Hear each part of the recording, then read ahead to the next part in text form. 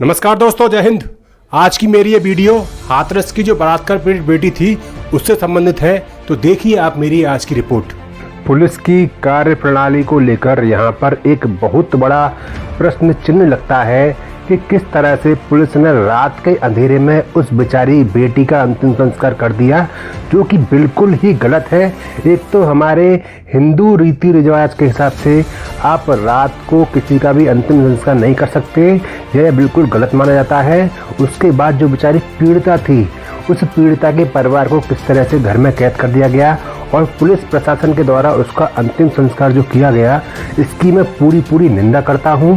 और माननीय मुख्यमंत्री जी और प्रधानमंत्री जी से मैं विनम्र निवेदन करता हूं कि जो अधिकारी इसमें लिप्त हैं उनके खिलाफ सख्त से सख्त कार्रवाई की जाए। उनसे पूछा जाए कि ऐसी क्या स्थिति बन गई थी जो कि आपको रात को ही उनका अंतिम संस्कार करना पड़ गया। मैं यहाँ पर अपने दर्शकों को बताना चाहूँगा कि जब एक पत्रकार ने लड़की के पिता से पूछा कि पुलिस ने इस तरह से आपकी बेटी का अंतिम संस्कार रात को क्यों कर दिया, तो उन्होंने बताया कि पुलिस का कहना था कि हम तुम्हारे चक्कर में रात भर जगह थोड़ी ना रहेंगे। देखिए परिवार की क्या स्थिति थी, क्या परिस्थिति थी उस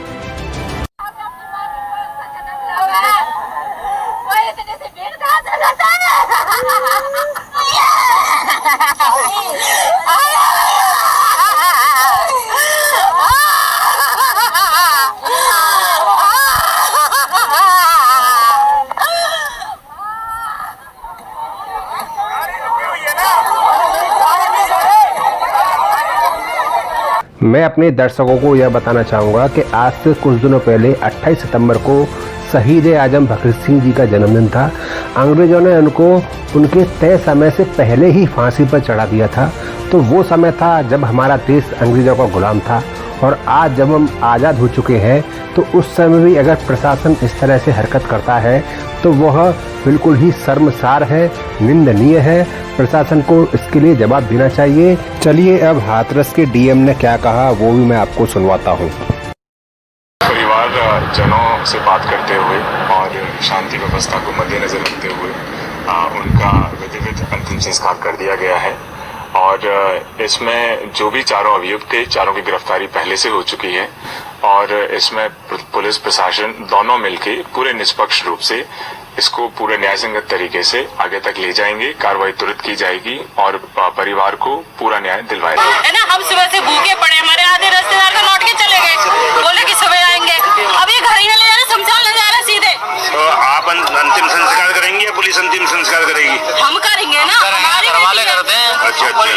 हम अपने घर ले जाएंगे, अपने शमशान जाओगी या नहीं? नहीं, हम घर जाएंगे, अपने मरीज को घर लेके जाएंगे बॉडी। इस पूरे घटनाक्रम में मैं अपने दर्शकों के माध्यम से प्रशासन से एक और सवाल उठाना चाहता हूं कि जिस लड़की के साथ इतनी निर्ममता से उसके साथ बलात्कार किया गया कि वो 7 दिन तक बोलने में भी असमर्थ थी, तो जब वो डॉक्टर के पास अस्पताल गई तो वहां पर जब उसका मेडिकल चेकअप किया गया तो उस मेडिकल चेकअप में डॉक्टर ने किस तरह का मेडिकल चेकअप किया कि वो यह नहीं पता कर पाया कि इस लड़की के साथ बलात्कार हुआ है, क्योंकि जो बलात्कार की जो रिपोर्ट है वो बाद में ऐड की गई।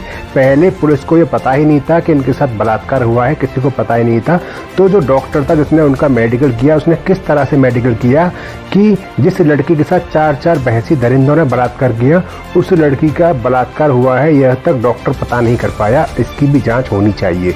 उसके बाद मैं अपने दर्शकों को, जो परिवार वाले पुलिस ने घर में कैद कर दिए थे अंतिम संस्कार के समय, उनकी व्यथा मैं अपने नहीं सर, कोई नहीं पहुंचा है, जवाब बना रहे हैं हम। कोई नहीं पहुंचा है और हमारे हाथ में डेड बॉडी भी नहीं दी जा रही है लड़की की। वो कर रहे हैं, सब पुलिस वाले ही कर रहे हैं, जैसे मनमानी चला रहे हैं अपनी, पुलिस वाले ही चला रहे हैं, हमको कुछ भी नहीं करने दे रहे हैं। तो ये जैसे मेरी उनके पिताजी से भी बात हुई थी, वो कह रहे थे मैं अपने रिश्तेदारों से सलाह करना चाहता हूँ, तो हाँ। वो हुई थी बात, तो उसके बाद उन्हीं का फैसला था फिर आखिरकार? उन्हीं का फैसला है। वो ये कह रहे हैं, पिताजी ने सभी रिश्तेदारों से बात करके उन्होंने ये कहा है कि हम सभी अपने जो मतलब है कि रिलेशन वाले हैं सभी को बुला के सुबह हम इसका अंतिम संस्कार करेंगे पूरे कार्यक्रम से। ये है इसका। अच्छा। और पुलिस वाले हैं कि वो ना डेड बॉडी को दे रहे हैं और ना कुछ कर रहे हैं, अपनी केवल मनमानियां कर रहा है प्रशासन। हमारे साथ में कोई भी कैसी इंसाफ की बात। तो साथियों, यह था आज के पूरे घटनाक्रम का ब्यौरा। मैं प्रशासन से यह जानना चाहता हूं कि अगर प्रशासन को कोई डाउट था कि शायद सुबह ज्यादा लोग इकट्ठे हो जाएं, तो उस हिसाब से प्रशासन को उधर बंदोबस्त करना चाहिए था। मगर यह हक प्रशासन को किसने दिया? किसके फैसले पर प्रशासन ने उस बेटी का गलत समय में हिंदू रीति रिवाज से अलग इस तरह से देर रात अंधेरे में क्रियाक्रम किया? साथियों, हमारे भारत देश में किस तरह से बलात्कार की घटनाएं दिन प्रतिदिन बढ़ती चली जा रही हैं, उसका ब्यौरा मैं आपको देता हूं। नेशनल क्राइम रिकॉर्ड्स ब्यूरो यानी कि NCRB के मुताबिक साल 2012 में प्रतिदिन रेप की 68 घटनाएं हुई, जबकि साल 2013 में इसकी संख्या बढ़कर 92 हो गई। साथियों, उसके बाद साल 2014 में 100 रेप के मामले रोजाना दर्ज हुए और साल 2016 में यह घटनाएं रोजाना 106 हो गईं।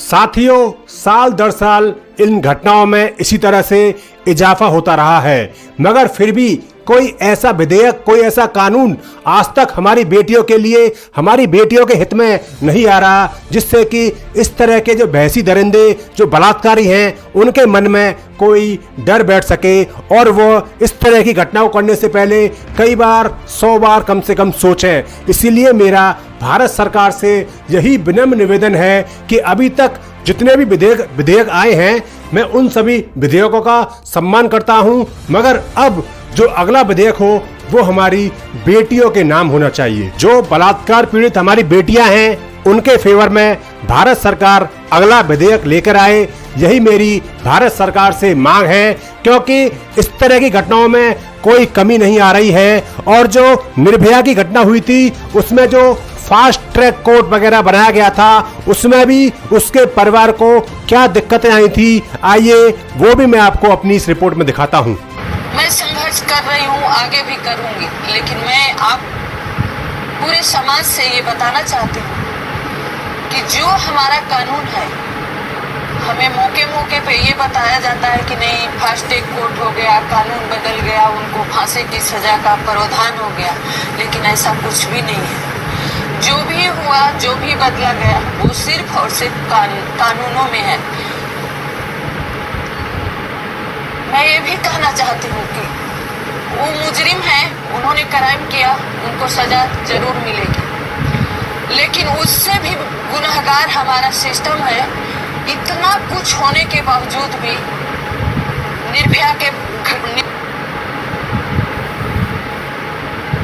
की घटना हुई, उसके बाद हजारों बच्चियों के साथ क्राइम हुआ, हमारे सैकड़ों बच्चियों को कोई जिंदा जला के मार दी गई, कोई कैसे, लेकिन हमारा सिस्टम नहीं बदला। तो अब मेरी सरकार से यही मांग है, यही दरख्वास्त है कि हमारी सरकार बेटियों के हिफाजत के लिए तुरंत एक अच्छा और कठोर विधेयक लेकर आए। तो दोस्तों, साथियों, मैं चाहता हूं कि आप इस वीडियो को ज्यादा से ज्यादा आगे लोगों में शेयर करें, जिससे कि जो हमारी मांग है वो सरकार तक पहुंच सके। तो इसी के साथ अपने सच्चे पत्रकार, अपने दोस्त सौरभ को इजाजत दीजिए। जय हिंद, जय भारत।